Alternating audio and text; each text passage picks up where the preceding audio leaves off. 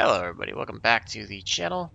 Got a little bit of a different race for you here. We are dirt oval racing in the 305 Sprint Series, and we are at Limaland Motorsports Park. I'm going to try to see what I can do with this. Just decided to try something different, mix it up. I am absolutely terrible. It's very apparent that you have to run the top to be quick, and I am not good there at all. Just flat out cannot figure out how to do it, so qualifying just to get a time in, I'm going to run the bottom, which I know is 10 slower, but it's the only thing I know how to safely do consistently. So you can see I flat out cannot control the car because just not good at it yet. Maybe I'll learn how to be good and eventually be able to get better races, but we're gonna just qualify, put ourselves somewhere. We're gonna lose a lot of I rating out of this, but that's okay. Goal is just to have some fun with it. Second lap didn't count because I slammed the wall like an idiot because I just, can't drive. You're going to see me get really frustrated with myself in this one. The top is predominantly the fastest lane. You basically got to run the right side edge, right side rear tire up against the wall the whole way around. There's a little bit of a banking that if you kind of bounce off of it, it just gives you a boost. And I flat out am not good enough to do that. So gonna have to hope that everybody somehow wrecks and I can find my way into fourth, because that's the only way we're gonna move to the front. It's pretty pathetic, to be honest. So get paints refreshed, get gridded up. Yeah, I don't know. I'm really frustrated with myself. It's not supposed to be fun, and it's the competitive side of me coming out that I just can't, Can't accept sucking. I'm really sorry about the background flickering as well. I'm going to have to try to figure out what graphic settings I need to do differently. If you've had this issue and you've been able to figure it out, feel free to leave a comment. I would love to hear whatever ideas you guys have to fix that, because it's annoying as heck. This is really one of the only tracks that does it with so far, so I don't know what's up, but definitely going to have to try to figure it out. But 30 laps, no cautions, I guess. At least the price I was, since it was a D-Class series. Didn't have to worry about not making the main. Yeah, we got some decent people around, but outside of that, it's just, not gonna be good. There is 10 cars, and honestly, if I can not finish 10th, that'll be a good enough of a benefit for me. Outside of that, I don't know. I don't think a fourth is gonna happen, but I will certainly try my best to make a fourth happen. Like I said, you got to get up against the wall and just use that banking. It's the only way around it. So if I can, I'll try to make it happen since we're already starting on the outside. If not, probably just go back to the bottom, which has pretty much been the only place I've ever run a dirt race at. And that's, been the limited time in late models as well as a few street stock races that I've done. And we'll try to just make the bottom work as best as I can. Not that it's gonna be very good, but okay, Jake, get ready to roll here. The 9's just laying back. Green. It's gonna be a terrible start. Don't know why he held back so far, but I'm just gonna go stick up here as long as I can. Lift right now just to make sure I don't get into anybody. Just trying to do better at smoother wheel inputs and not jerk the car all over and kill the momentum. So we picked up a couple spots, so that was more due to the weird start, but let's see if we can follow the two up through. 6th place. It's like the bottom right now, while the track's a little bit tacky, can work, but I'm just gonna keep working the top. One car inside, clear on the inside. Able to clear the 2, so put us into 5th. Who knows how long that'll last for, though. P5. The less you can do with the car, the faster it is. I'm trying to learn that as quickly as I can, while still keeping it up against that top side. So 9's going to start to go to the top. It's going to slide up in front of us. Behind is just done at 12.18.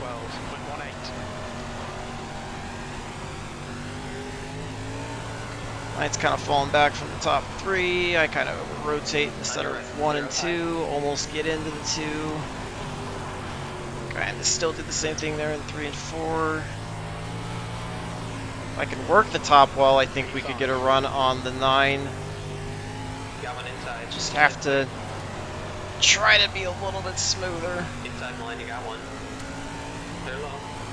It's gonna be on our inside. This is the part where I'm usually worried about jumping into the wall. Clear low.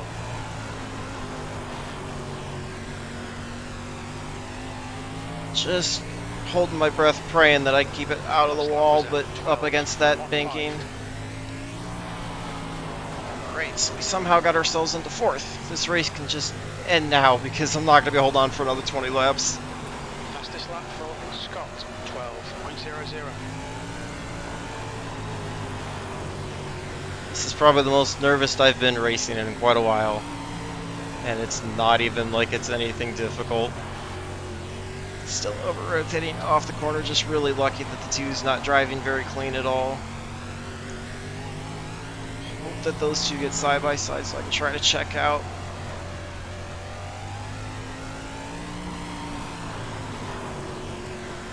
Alright, gotta take a little bit of a better entry into the corner. Get the car pointed a little bit better. I know I'm losing time by not running right up against the wall, just trying to do what's comfortable that'll keep me here in 4th.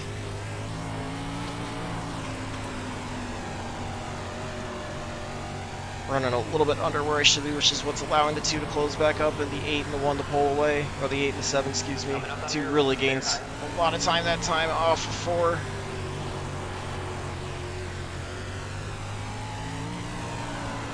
Seven's been getting into the wall, 8 goes down to the bottom. That was a 12.40. We're at least over halfway now.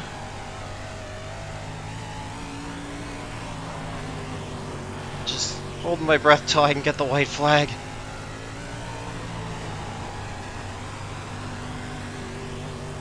Trying to work around the 8 on the outside. We're not quite there yet. We'll see if he slides up in front of us. Out of 2, he's been holding the bottom. They're on the inside. Looks like the 7's getting off the wall as well. Inside. I think I'm just going to stay up here though. Keep trying to make the top work. Hard low. Clear inside.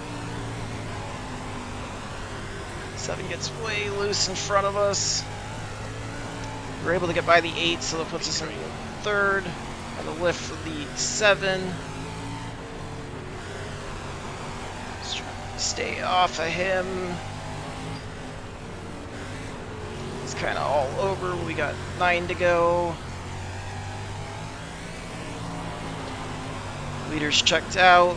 I'm okay because I never expected to be in 3rd.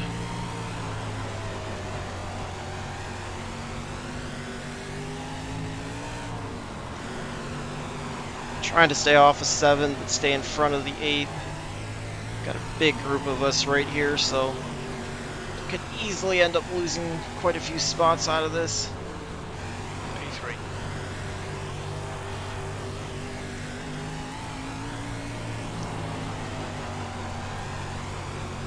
Leader's loving this, he's gone. We're gonna have 5 to go this time by.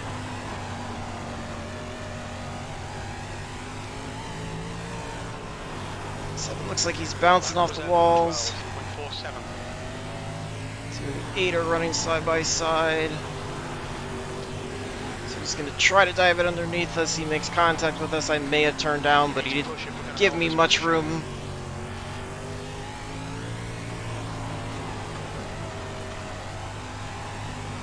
Take a look at that afterwards. We got 3 to go and a massive gap behind because I think the 2 got into the wall. Yeah, he's upside down, so well, that was the 9 and the 6.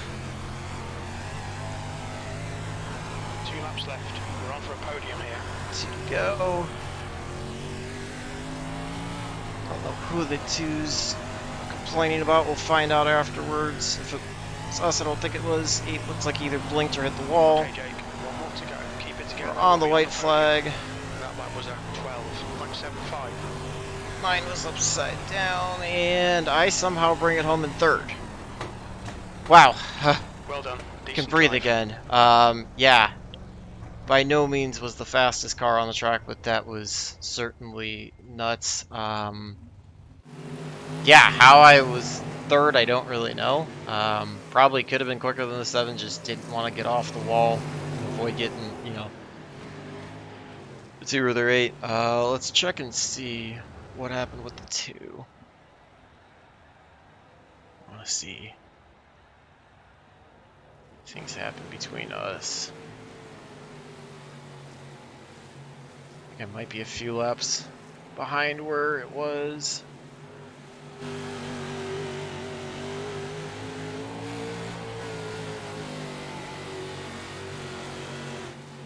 So the 2's going to be coming up on the outside of the 8. Yeah, you're going to see him kind of popping up into the back of the frame right there. He's got the number 13 on the wing. Let's see if...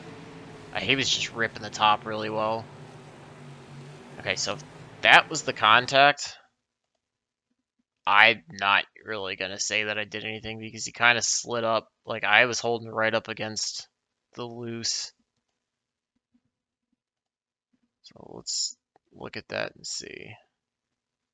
So that's the contact. He definitely kind of came up into us. And then he came down after that, got into the gate. Almost got into me there. And then, I don't know, he was kind of all over the place, so I don't know what he's yelling about. Because it really, like I said, it started like right here.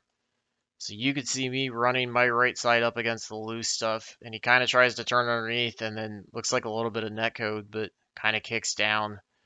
That kicked him down off of us, got the car, you know, all over. He's trying to control it, kind of had the counter steer. The 8, I don't think expecting him to come that far down the track, so the 8 thought he was going to be clear. So they touch right front to left rear. It gets him kind of loose. He goes down to the bottom. And he throws it in. I don't know if he's still trying to catch her, or if he's just throwing it in really hard at this point, but kind of over corrects the counter steer into the center of 3 and 4, and then slides all the way up the track. He's trying to stay off of me. I had no clue he was coming up. So let's see, maybe that was the point when we made contact. Let's back it up. I don't think this is going to be the point where we make contact, but yeah, no, we did not make contact there. Otherwise, that would have been really bad netcode. So then he's trying to keep it off the wall here. Does the same thing again, corrects it, kicks it back down the track. I think the 8 again thought he was going to have a little more momentum. So in reality, it actually was netcode because you're going to see the 8 right there kicks up. So it was netcode really, but then the right rear kind of hit the left front of the 2, sent the 2 into the wall. At that point, he was too close to the wall, and it just ripped him around. So I think the 2 was yelling more about the 8 than us, but I don't know. It all started from him kind of driving up tight on us, and then just got us spiraled out of there. So, not the cleanest of race. You can see the leader didn't have any problem or any incident points. The 7 didn't, but yeah, certainly went a little better than I thought it did. Let's I'm gonna go back and kind of watch the beginning and see how I got up towards the front, because that was what was crazy there. I mean, we picked up a couple spots off the start. Let's see how I worked around the 2. I mean, obviously, you can see I'm kind of up against the loose stuff, but I'm so far away from the top. So far away from the top. It's just trying to bump off of that banking there on the top that just gives you such a boost out of the corner. So 2 went low. This is when I just started committing to the high side and trying to work it. He was working the bottom trying to do it. That was where I got the run off the corner, so that was how I cleared him.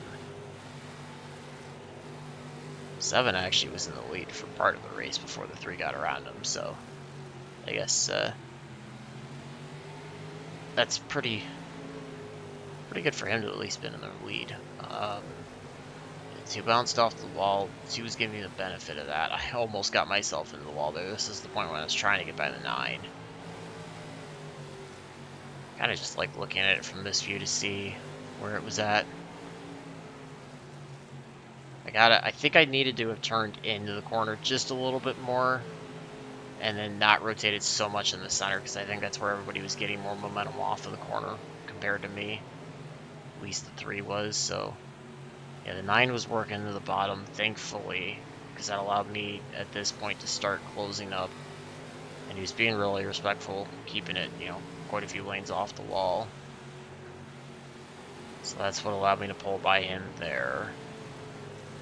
And let's fast forward till we get close to the 8. Because the 8 did the exact same thing. The 8 thought he could go low to try to get around the 7, and it just seemed like the top side was the only way to go if you wanted to make a pass.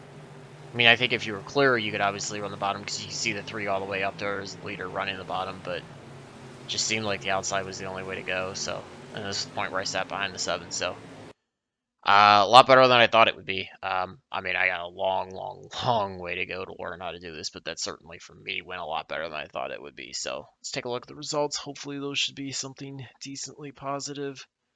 It was a second split out of 3. Again, I'm real weak in dirt ovals, so um, I would say I'm actually like I think the I rating kind of is overinflated compared to what it be compared to what I think my skill level is. I think I'm actually a little bit better at road racing. Not that either one is very good, but they're both pretty terrible. So it's just one's slightly less terrible. Lost a little bit of safety rating there, 2.2 we're at now, but was able to gain just under 50. So 1670. I want to try to do some more open wheel stuff, try to learn it, be a little bit better, have some more fun with it. Been watching a little more dirt oval racing lately and thought it was something that'd be good to throw in the mix, keep myself happy, keep you guys entertained. Um, and somehow, I don't know, it'd be a pretty stupid goal, but going after um, 2K for both road and dirt oval I rating. And then, if I can keep the oval, above, well, get above 3K, then I could have at least everything for that I run at 2K, and then kind of set it at 2500, keep working, and just I don't want to detract away because like pavement oval is my main focus, but I want to try to get more improved, have some more fun, throw in some variety, be able to enjoy weeks where there's not as much of one type of discipline and then enjoy another discipline or whatever. And for the most part, yes, the top slide seems to be the way to go for a lot of these tracks, but at least the sprint cars seem to be a little free. The open wheel stuff seems to be free. The wall bouncing like you saw in the street stocks and some of the full fender series. So I think that makes it a little more enjoyable for me. But again, if you got any tips for the graphics thing with the sky and the trees and stuff flickering, feel free to leave those comments. If you've driven these cars or open wheel cars in general and you got tips for how to control the wheel inputs to keep the car at the right attitude, what the right attitude is, resources for me to learn, how to be faster. I certainly was not the fastest car on the track, just had the benefit of trying to run that top side and keeping people blocked from it. So hopefully you guys enjoyed that one. Let me know if you want to see more too. And until the next one, I hope all your laps are fast, your races are clean, and your finishes are good. Thanks for watching.